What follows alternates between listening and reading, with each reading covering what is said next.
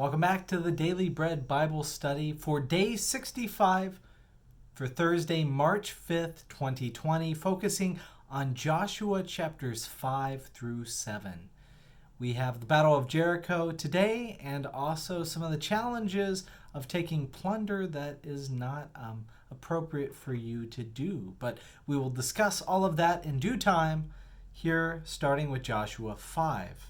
Now, the Israelites are not the only ones impressed by God stopping the water at Jordan. The kingdoms of the Amorites and the Canaanites have had their hearts melt and their spirit leave. God is preparing his people for the battle there at Jericho.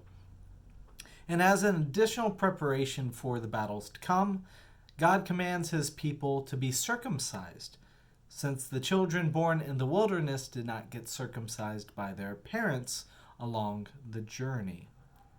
So they are called to wait to heal after they circumcise, and in the meantime observe the Passover meal. Another wonder happens as well too. It's kind of briefly stated, is that the manna that was provided in the wilderness those 40 years is stopped. It ceases coming to the Israelites. The Israelites from now on will eat the produce in the land of Canaan, the promised land, the land flowing with milk and honey, a sign that God no longer is having to feed them as the Lord did in the wilderness there with manna. They get to eat meat and get to have all of the bounty there of the promised land. Yet another wonder occurs as we are looking at things. Joshua sees a man. He sees this man standing by Jericho with his sword out and drawn. Joshua confronts him and finds that the man is in fact an angel of God, a messenger of God, in command of the Lord's army. So Joshua bows and removes his sandals, which this is Joshua's version of the burning bush account that God had with Moses. Where Moses was invited to remove his sandals, for he was standing on holy ground. Moving on to Joshua chapter 6. This is the chapter that contains the Battle of Jericho. And this also contains God's unorthodox plan for this battle. First, you take the ark of the Lord in the battle march.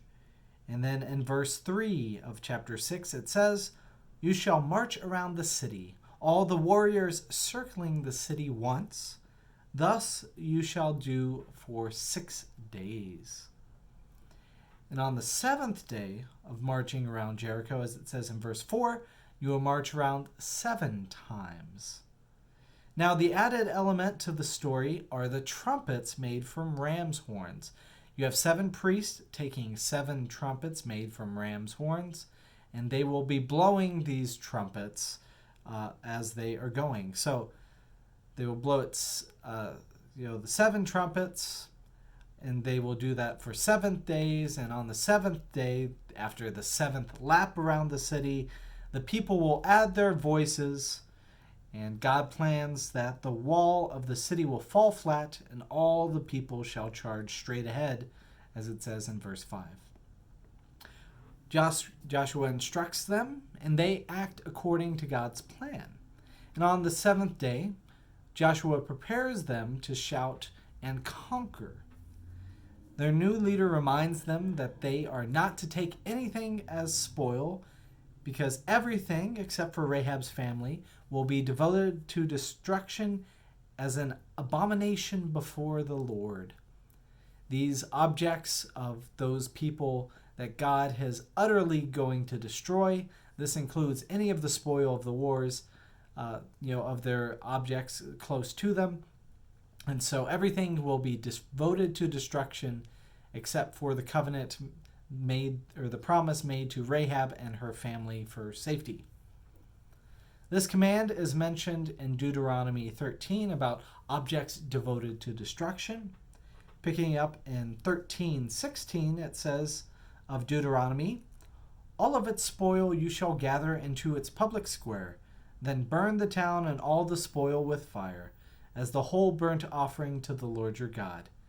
It shall remain a perpetual ruin, never to be rebuilt. And do not let anything devoted to destruction stick to your hand, so that the Lord may turn from his fierce anger and show compassion. So when the trumpets blow, the people yell, and the wall fell. And the 2 spies rescue Rahab's family, and the Israelites spare nothing else in accordance with Deuteronomy 13. And Joshua utters a curse to anyone who tries to rebuild this idolatrous town. So things go according to plan, with one notable exception. As we pick it up in Joshua 7, verse 1. But the Israelites broke faith in regard to the devoted things. One person, Achan, son of Carmi, son of Zabdi, son of Zerah, of the tribe of Judah, took some of the devoted things, and the anger of the Lord burned against the Israelites. One person caused the whole community to sin. Unaware, Joshua sends troops to take Ai, and they are defeated, and Joshua voices his worry about future defeat to God. God clarifies that it's not going to happen that way all the time, and clarifies that there are some things devoted to destruction which have been taken, and that's why God became angry. Due to one person's sin, all of Israel has, as it says in 7:12 of Joshua, all of Israel has become a thing devoted for destruction themselves. I will be with you no more unless you destroy the devoted things from among you.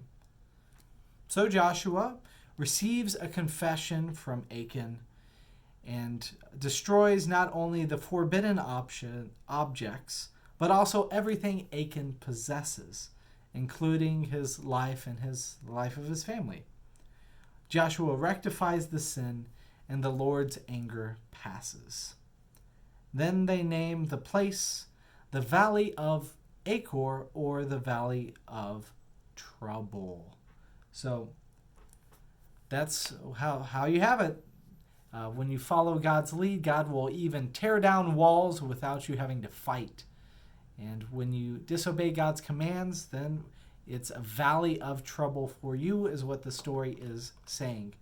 I give thanks to God that we have received forgiveness through Jesus, and that whenever we make mistakes, God does not smite us with fire, but instead God sees Jesus and gives us a second chance. So here's the story for Joshua. We will continue in that theme tomorrow with our next reading.